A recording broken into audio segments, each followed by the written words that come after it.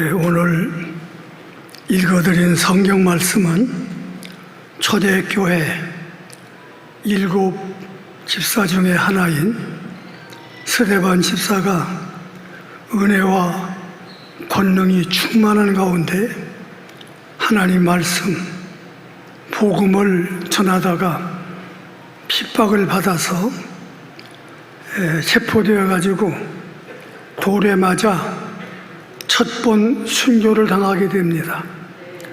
순교 직전에 한 예수님을 증거한 변증 설교 말씀입니다. 집사 중에서 설교한 분은 스데반이 첫 번째예요. 그 후도 없어요. 또 설교 내용도 베드로나 사도들의 설교보다 훨씬 깁니다. 내용도 예수님을 바로 전한 변증적인 설교로서 명설교 중에 명설교예요. 그런 말씀을 중에 일부를 읽었는데요. 읽은 말씀은 스데반 집사가 족장 시절 아브람 때부터 족장 때 내려온 그 기독교의 유대교의 전통적인 역사적인 내용과 그 가운데 예수님을 통해서 인류를 구원했다고는 그런 내용인데 애굽에서 구원을 받아가지고 광야에서 40년 시련 과정을 지나서 가나안 땅에 들어가서 새 국가를 건설하고 예수님 오심을 준비했다는 그런 내용을 오늘 본문으로 낭독해 드렸습니다. 우리가 얼핏 생각하면요, 스데반 집사같이 그렇게 은혜롭고 능력 있는 젊은 집사가 순교를 당했다. 참 안타깝고 애석한 일이지요. 그러나 하나님은 그런 일을 통해서도 큰 역사를 이루셨는데 적어도 두 가지를 이루었어요. 하나는 스데반 집사가 돌에 맞아 순교를 당함으로 말미암아 기독교 박해에 앞장섰던 사울이 회개하고 대사도 바울이 됐죠. 그런 역사 일어났고, 또 하나는 마치 수은을 땅에 부으면은 없어지는 것이 아니라 산산이 흩어져서 그대로 수은이 사방으로 번져나가는 것처럼 스데반 집사가 순교를 당하고 초대교회가 박해를 받음으로 말미암아 교회가 없어지고 복음의 문이 닫힌 것이 아니라 오히려 아시아와 전 세계를 향해서 기독교의 복음이 전파됐다. 스데반의 순교로 말미암아 바울이 나왔고 그의 순교의 피로 말미암아 복음이 전 세계에 전파됐다. 그런 역사를 하나님께서 이루었다, 그런 말씀이에요. 그래서 우리 교회가 창립 벌써 47주년을 맞이합니다. 다음 주일이 창립 주일이고 한 주일 앞에 놓고 오늘 여러분을 모시고 무슨 말씀을 전할까 기도 중에 애굽에서 가나안까지, 다시 말하면 애굽, 광야, 가나안, 이 세 과정을 통해서 하나님이 어떤 역사를 하셨는가 하는 것을 간략하게 말씀을 전함으로 여러분과 함께 은혜 받는 시간이 되기를 소원합니다.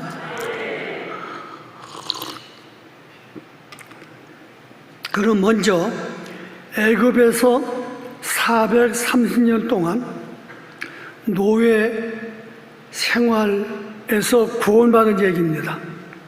여러분이 너무나 잘 아는 얘기인데요, 본문을 보면 34절 말씀, 내 백성이 애굽에서 괴로움 받음을 내가 확실히 보고 그 탄식하는 소리를 듣고 그들을 구원하려고 내려왔노니 이제 내가 너를 애굽으로 보내리라 하시더라. 이스라엘 백성이 하나님의 섭리 가운데 요셉 총리 때에 애굽에 이민을 갑니다. 72인 가족이요. 그래가지고 장차 성민의 나라, 예수님 오심을 준비하는 그런 역사를 마련하기 위해서 72 가족을 애굽에 이민을 시켜요. 총리 요셉의 공으로 말미암아 좋은 땅에서 목축을 하면서 번성합니다. 큰 민족으로 번성해요. 뿐만 아니라 당시 애굽은 세계에서 최고로 문명한 나라입니다. 그러므로 가장 강대하고 문명 국가인 애굽에서 400여 년 동안 번성합니다. 큰 민족을 이루고 새 국가를 건설할 만한 힘을 기르게 되었어요. 고도의 문화 민족으로 육성을 받았어요. 그러면 이제 그들은 나와서 하나님이 허락한 땅 가나안에 가서 성민의 나라 메시아의 왕국을 건설하고 인류 구원을 위해서 오실 예수님을 맞이할 준비를 해야 돼요. 그런데 애굽이 문명국가고 너무 잘 사니까 애굽에서 벗어나오려고 하지를 않아요. 거기 그냥 털을 잡고 살려고 그래요. 그래서 요셉의 은혜를 모르는 새 왕이 등극해가지고 박해를 합니다. 박해를 해서 애굽에 더 살지 못하도록, 떠나지 않고는 견딜 수 없도록 심한 박해를 한 거예요. 그래서 그런 박해와 고난 가운데 지낼 때에 하나님께서 구원자 모세를 보냅니다. 하나님이 큰 기사와 이적을 10가지 재앙을 내리시고 또 6월절에 그런 역사를 통해서 해방을 시키는 거예요. 이건 하나님의 능력으로 되는 겁니다.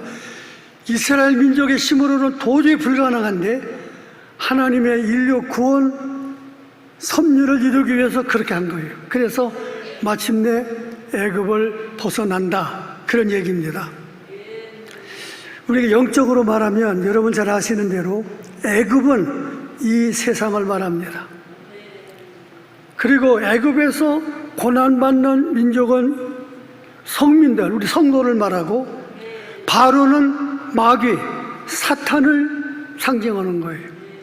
그런데 그런 이스라엘 백성을 구원하기 위해서 하나님이 보낸 모세는 바로 예수 그리스도를 상징합니다. 그러므로 애굽, 이건 죄악세상, 또 고난받는 이스라엘 민족, 우리 성도들, 모세는 하나님이 구원자로 보낸 예수, 그렇게 생각하면 애굽의 생활이 어떤 것인가 하는 것을 쉽게 잘 이해할 수가 있다, 그런 말씀이에요.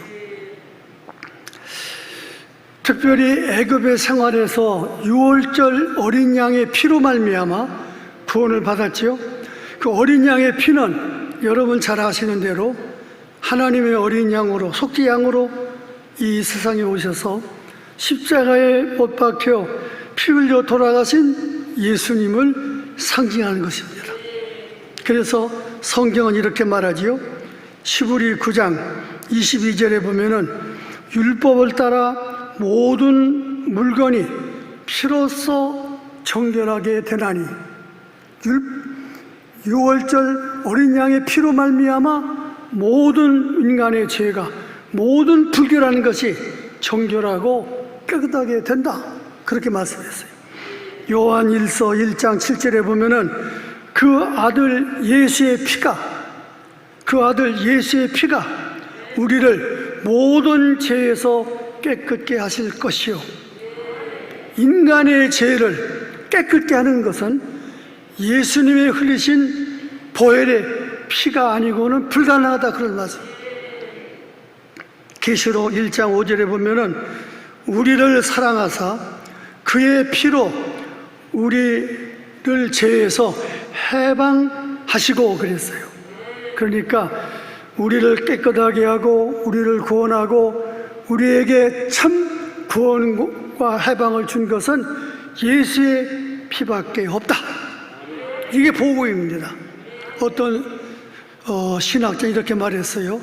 66권 신구약 성경 전체를 똥도로 이렇게 하나로 뭉쳐서 꼭 짜면은 한 사발 붉은 피가 나오는데 그게 바로 예수의 보혈이다 그랬어요. 구약시대 인간의 죄를 속죄하기 위해서 끊임없이 하나님 앞에 속죄 제사를 드렸는데 그 수만 마리, 수십만 마리의 그 양의 피, 짐승의 피, 이어서 예수님이 오셔서 하나님의 아들이 십자가에 못 박혀서 흘리신 그 대속의 피, 그러니까 신구약 성경을 통해서 하나로 뭉쳐 짜면은 피가 한 사발 피가 모이는데 예수의 십자가의 보혈이다. 이게 복음의 핵심입니다. 이스라엘 백성이 이제 6월절 어린 양의 피로 해방을 받아가지고 홍해바다를 건너지요. 홍해바다를 건넌 것은 영적으로 뭘 말하느냐? 고린도전서 10장 1절 2절에 보면은 우리의 조상들이 다 구름 아래 있고 바다 가운데로 지나며 모세에게 속하여 다 구름과 바다에서 세례를 받고 그랬어요. 홍해를 건넌 것은 이건 구원의 강인데 그게 바로 세례를 상징한다. 그렇게 성경을 말씀하고 있습니다. 세례는 두 종류가 있어요. 성경에 보면은 물세례가 있고 불세례가 있습니다. 물세례는 회개의 세례인데 목사님이 이렇게 성부와 성자와 성령의 이름으로 세례를 주노라. 물세례입니다. 성령 세례는 성령께서 직접, 불세례도 말하는데 성령으로 우리의 죄를 멸하고 우리를 거듭나게 새 생명을 부여하는 영적 세례입니다. 이 두 가지 세례를 다 받아야 돼요. 목사가 물로 머리에 얹고 세례를 주는 것은 무슨 뜻이 있느냐? 마치 예를 들면요, 보석 있죠. 보석은 잘 간소하기 위해서 함이 있습니다. 보석을 잘 담아 보존하는 함에 넣어서 보존하는 것처럼 이 예수 믿고 구원받는, 예수의 보혈을 구원받는 이 중요한 복음을 담는 함, 그것이 바로 물세례예요. 이거 무시하면 안 됩니다. 물세례를 통해서 회개하고 구원받는 것을 상징하고 그린도하는 거거든요. 예를 들면 군대에서 군인들에게 매년 몇천 명씩 군종 세례를 줍니다. 예수님도 모르고 하나님 잘 모르고 성경도 모르는 많은 그 젊은 군인들이 세례를 받아요. 그 무슨 의미가 있느냐? 그렇게 생각할 수 있지만은 일단 세례를 받으면 그들은 대개 교회에 나오게 돼 있고, 교회 안 나와도 언젠가는 어려움을 당하게 되면은 교회에 나오게 돼 있어요. 또 직장에 취직하든지 이력을 낼 때 종교난이 있는데 종교난에 반드시 교회 안 다녀도 믿음이 없어도 세례받은 군인들은 기독교를 자기 종교로 씁니다. 그렇게 벌써 주님께서 그들을 사로잡은 거예요. 그래서 물세례도 중요하다, 교회 의식도 중요하다. 그러나 그것만 가지고는 부족하다, 그런 말이에요. 요한복음 3장 5절에 예수님이 말씀했죠. 물과 성령으로 거듭나지 아니하면 결코 하나님 나라에 들어갈 수 없다. 물세례도 중요하지만은 구원받으려면, 천국 들어가려면은 성령 세례 받아야 된다. 그건 바로 거듭나는 중생 세례입니다.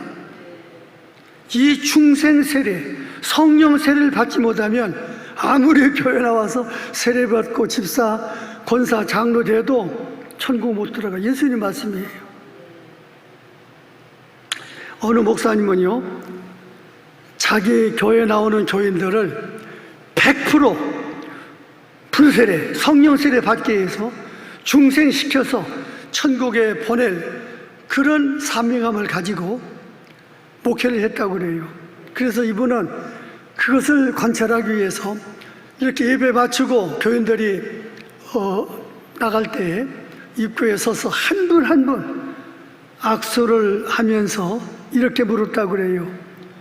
중생했습니까? 그러면은 그 교인이 대답하기를 예, 중생했습니다. 아멘. 감사합니다. 또 중생했습니까? 중생했습니다. 아멘. 감사합니다. 그렇게 중생을 확인해서 내보냈다는 참 진짜 목자지요.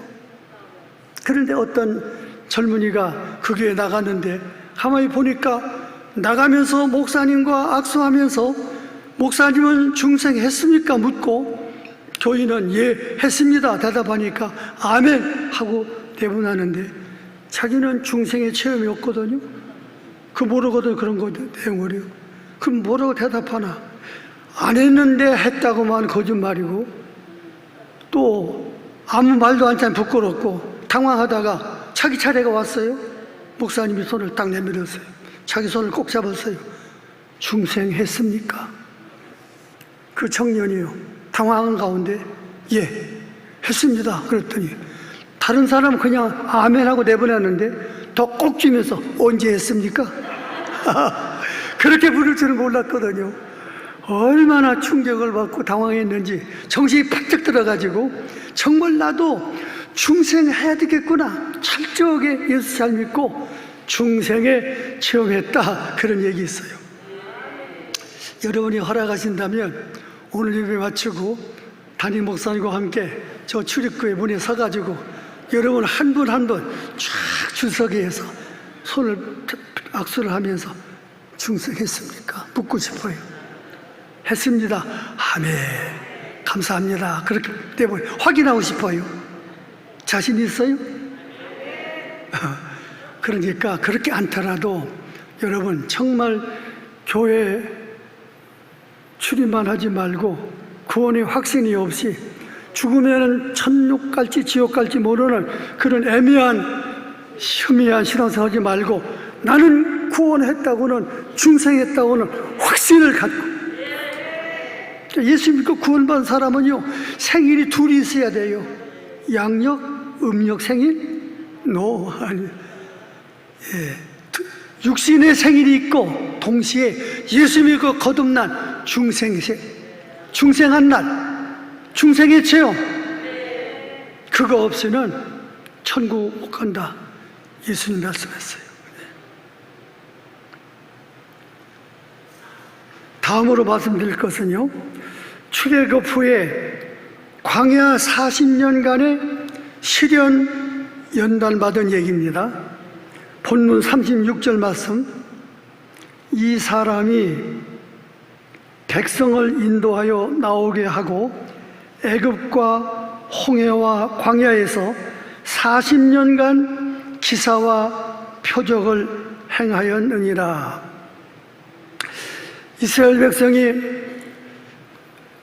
애굽에서 나와가지고 광야를 통과해서 약속의 땅 가나안에 들어가는데, 가나안을 눈앞에 두고서 가데스에서 12정탐꾼을 파송하지요.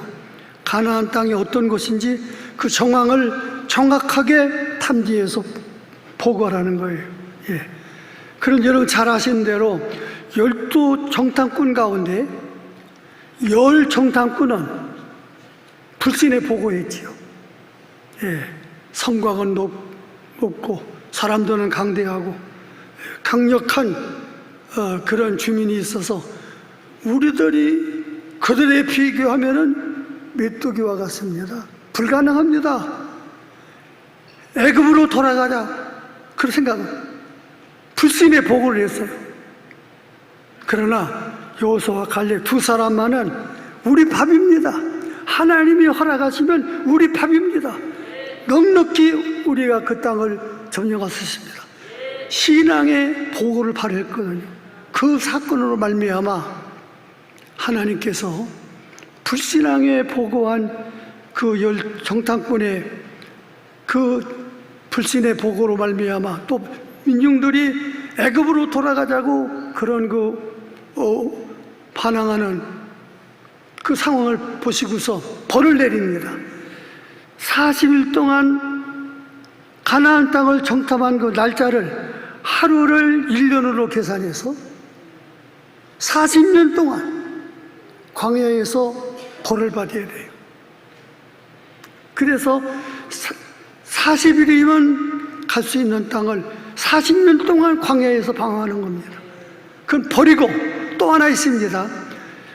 애굽의 그 문양한 애굽에서 430년 동안 살았기 때문에 그들이 섬기는 우상, 그 타락한 세속 문명, 거기에 물고 젖어 있기 때문에 그런 상황으로 가서는 안 돼요. 애굽은 새 아파트를 져서 텅 비어놓은 집처럼 그냥 들어가서 사는 게 아닙니다.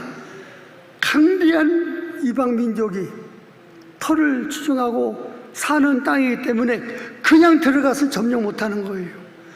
아브라함 때 하나님께서 약속한 땅이지만은 점령을 해야 됩니다. 그러기 위해서는 강력한 훈련과 연단이 필요하다 그런 말이에요.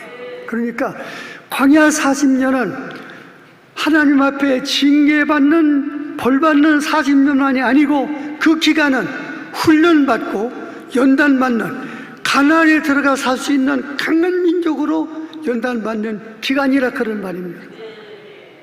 그래서 성경에 보면요, 사도행전 7장 38절에 스데반 집사의 설교에 나오는 말씀인데, 광야 40년을 광야 교회라 그랬어요. 교회라는 거예요.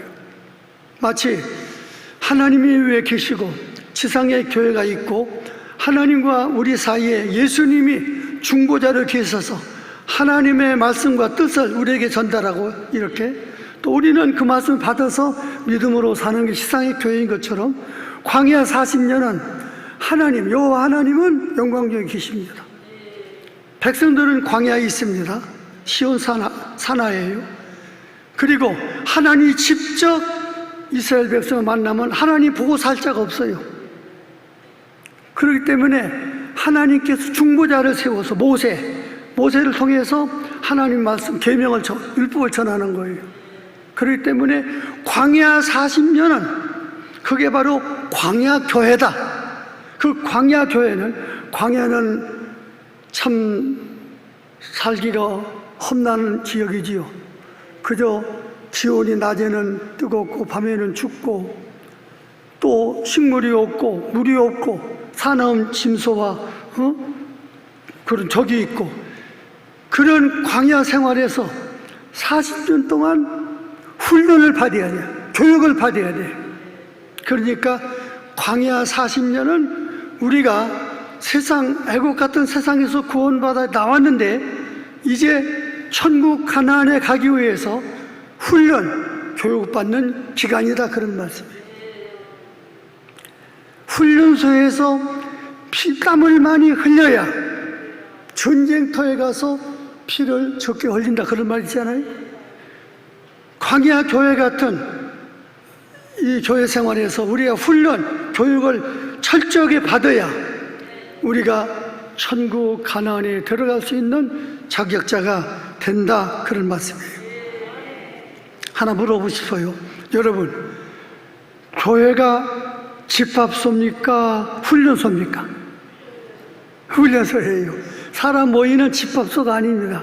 교회는 군대 훈련소처럼 철저하게 영적으로 하나님 말씀으로 기도로 교육으로 훈련받는 훈련소다. 또 하나 묻고 싶어요. 여러분, 교회가 유람선입니까? 전투함입니까?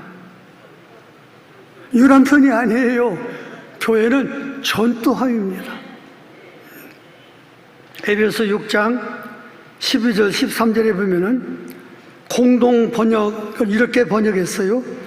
우리의 마귀와의 싸움은 세상 싸움은 작전상 후퇴가 있지만 영적 싸움은 후퇴가 없다. 히브리서 10장 39절에 보면은 우리는 뒤로 물러가 멸망받을 자가 아니요 오직 영혼 구원을 위한 믿음을 가진 자다. 뒤로 물러가 멸망받을 자가 아니요 앞으로 믿음으로 나가서 구원받을 자다.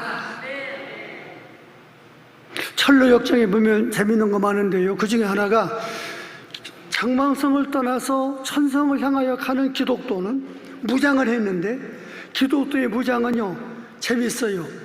전면 앞에만 무장했고 뒤는 무장을 안 했습니다. 뭘 말하는 거니?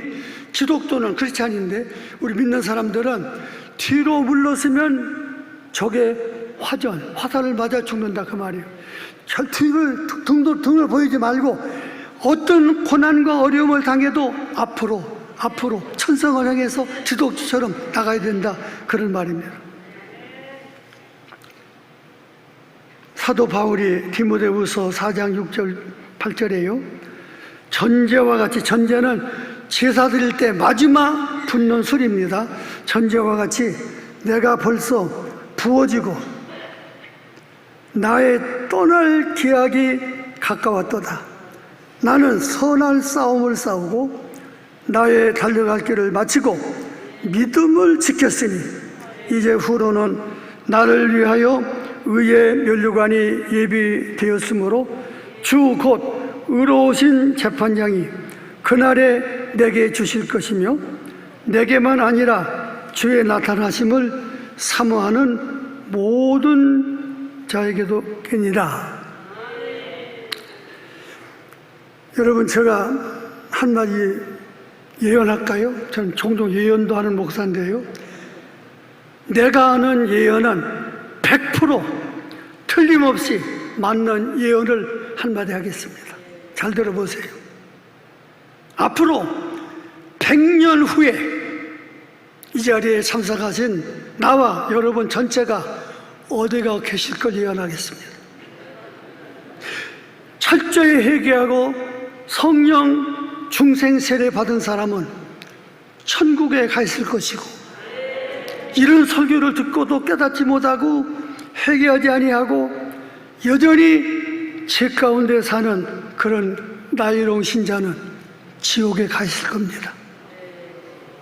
100년 안에 우리 가운데 한 사람도 이 땅에 살아 계실 분은 없을 거예요.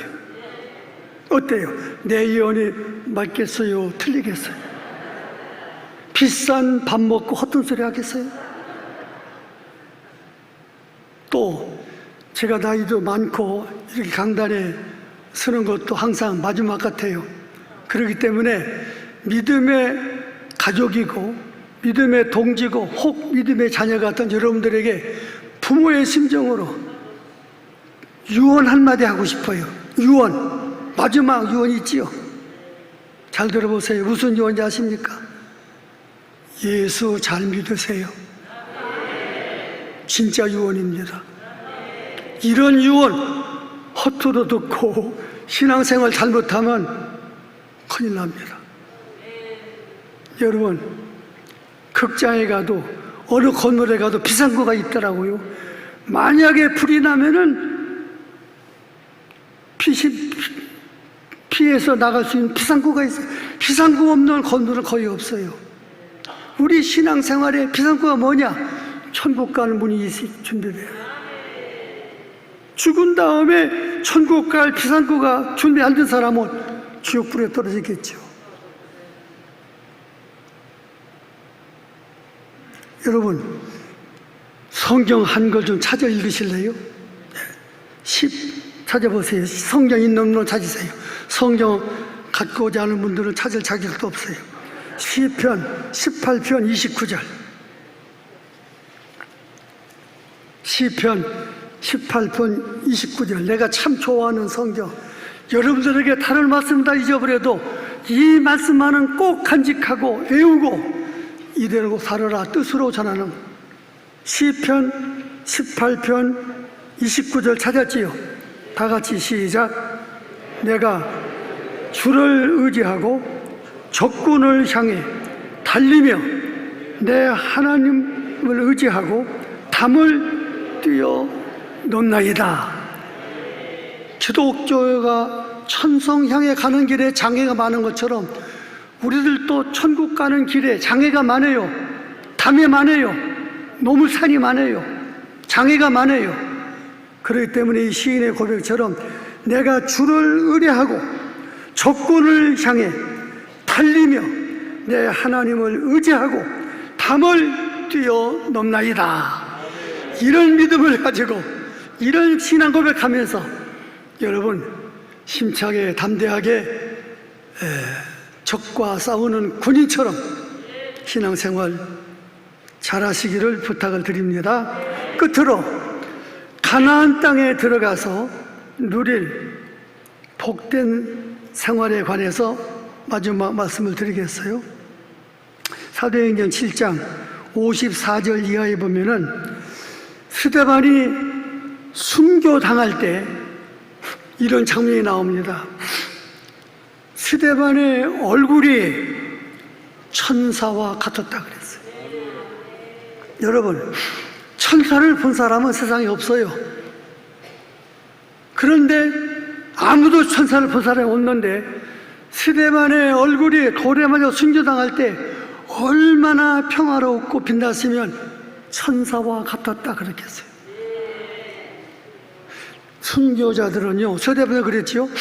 그가 돌에 맞아 순교당할 때 영안이 열려서 천국을 바라보니까 하늘문이 열리고 예수님이 하나님 우편에 앉아 계시고, 아니 서 계시고, 예수님은 성경에 앉아 계시다고 말씀했는데 스데반 집사가 담대하게 복음 전하고 순교당하는 걸 보고 주님이 뿔떡 일어난 거예요. 초등학교 운동 경기장에서 그 학부모가 자기 사랑하는 아들이나 딸, 어린애기가 잘 경정을 보면은 막 응원할 때 벌떡 일어나잖아요. 예수님이 벌떡 일어나서 잘 싸운다, 잘 믿음을 지키는구나, 막 격려하기 예수님이 일어났다는 거예요. 그 천국의 예수님의 그 영광과 하나님의 영광과 천국의 아름다움을 보고서 스데반의 얼굴이 고통을 잊어버리고 천사처럼 빛났다는 거예요. 여러분, 아기를 낳아서 키워본 부모님은 경험하셨을 거예요. 갓난아기 영아, 갓난아기 아무것도 모를 때입니다. 갓난아기가 뭘 알아서 얼르면은 웃죠. 갓난 영아의 그 웃는 얼굴은 이게 바로 스데반의 얼굴처럼 천사의 얼굴이구나. 내 생각은 그래요. 그 천진난만한 어린애기는 영적으로 하늘나라를 바라보고 웃는 것 같아요. 그럴 거예요. 아무 죄가 없는 갓난 영아는 천국을 볼 거예요. 그러니까 이 갓난 애기가 반짝반짝 웃는 거예요. 대개 그 순교사에 보면요, 순교당하는 성도들은 돌에 맞고 못뱀을 받고 화형을 당할 때 고통을 모른대요. 천국의 영광스러운 세계를 바라보고 주님을 볼 때 고통은 없고 그냥 막 얼굴이 빛나고 막 신망과 기쁨이 넘치고, 그러니까 순교를 당할 수가 있다는 거예요. 우리도 박해를 받아 순교 당할 때가 온다면 걱정하지 말아요. 고통이 없이 하늘문이 열리고 스데반 집사처럼 우리 얼굴이 천사처럼 빛나면서 영광 중에 할렐루야 찬송을 부르면서 순교를 당할 수가 있다, 그런 말씀. 그러므로 가나안 땅은 뭐냐? 보세요. 성경이 이렇게 말씀했어요. 가나안이 얼마나 좋은 땅인지. 신명기 8장 1절 2절이죠. 신명기 6장 10절, 12절 13절입니다. 신명기 6장 10절이요. 잘 들어보세요. 네 하나님 여호와께서 네 조상 아브라함과 이삭과 야곱을 향하여 네게 주리라 맹세하신 땅으로 너를 들어가게 하시고, 이 가나안 땅입니다. 내가 건축하지 아니한 크고 아름다운 성읍을 얻게 하시며 내가 채우지 아니한 아름다운 물건이 가득한 집을 얻게 하시며 내가 파지 아니한 우물을 차지하게 하시며 내가 심지 아니한 포도원과 감람나무를 차지하게 하사 내가 배불리 먹게 하실 것이며. 가나안 땅입니다. 또 보세요. 신명기 8장 7절 9절이에요. 내 하나님 여호와께서 너를 아름다운 땅에 이르게 하시나니 그곳은 골짜기든지 산지든지 시내와 분천과 샘이 흐르고 밀과 보리의 소산지요 포도와 무화과 석류와 감람나무와 꿀이 소산지라. 내가 먹을 것에 모자람이 없고 내게 아무 부족함이 없는 땅이며 그 땅의 돌은 철이요 산에서는 동을 캘 것이며. 가나안은 그런 복지입니다. 민수기 13장을 보면요, 두 정탐꾼이 가나안 땅을 정탐하고 돌아올 때 포도 한 송이를 따가지고 혼자 들 수가 없어. 장대에 이렇게 꿰갖고서 두 젊은이가 어깨에 메고 왔다는 거예요. 포도 한 송이를 장정 둘이 장대에 꿰서 어깨에 메고 왔다. 그게 가나안 땅입니다. 가나안 땅은 천국의 그림자예요. 우리가 장차 들어가서 영원히 살 수 있는 천국은 어떤 곳인가?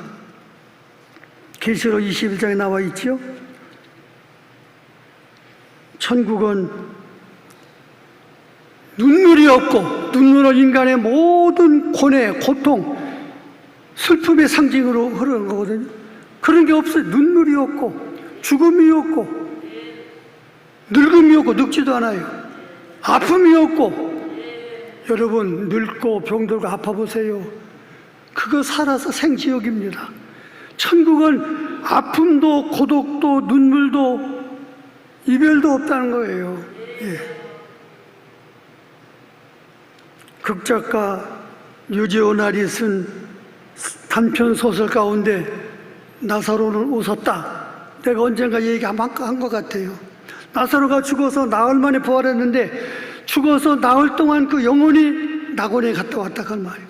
나사로가 죽어서 나흘 동안 낙원에 가서 낙원의 그 행복을 보고 다시 부활했거든. 예수님 부활시켰어요. 그런데 이 소설가는 쓰기를 그 후로 나사로는 어떤 경우도 웃기만 했대요. 고락간 슬픔이나 고통이나 세상의 향락이나 어떤 부귀영화 모든 것이 천국 낙원의 행복에 비하면 웃기는 거야. 그건 웃기는 거라고, 아무것도 아니다 그런 말입니다. 그래서 나사로는 생전 웃기만 했다 그런 얘기입니다. 말씀을 마치겠어요. 여러분, 출애굽기 서대원 집사의 설교 내용은 애굽의 종살이, 광야교회의 실현연단, 훈련, 가나안의 행복한 생활, 이걸 쭉 우리에게 성경을 기록해서 말씀했는데요. 이 말씀드린 대로 우리가 애국 같은 세상에서 바로 같은 사탄 마귀의 세력하에서 온갖 종살이 고생을 하고 있습니다. 그러나 해방자 예수를 통해서 우리는 구원받아서 홍해바다를 건넌 거예요. 세례받은 거예요. 중생한 거예요. 그러나 광야교회입니다. 천국 가기 위해서는 훈련이 필요해요. 연단이 필요해요. 교육이 필요해요. 이 광야 생활, 교육 훈련을 잘 받으시고 힘들고 어려워도, 그리고 마침내 가나안 땅에 들어가서 천국에 들어가서 다시는 우리가 평생에 당하고 있는 이 고통, 질병, 늙음, 가난, 또 여러 가지 무시당하는 거, 이런 것들이 없어요. 영원히 기쁨과 행복가 있는 나사로처럼 항상 웃을 수밖에 없는 그런 천국에 들어가서 영생의 복을 한 분도 빠짐없이 다 함께 누리시기를 주의 이름으로 축원합니다. 기도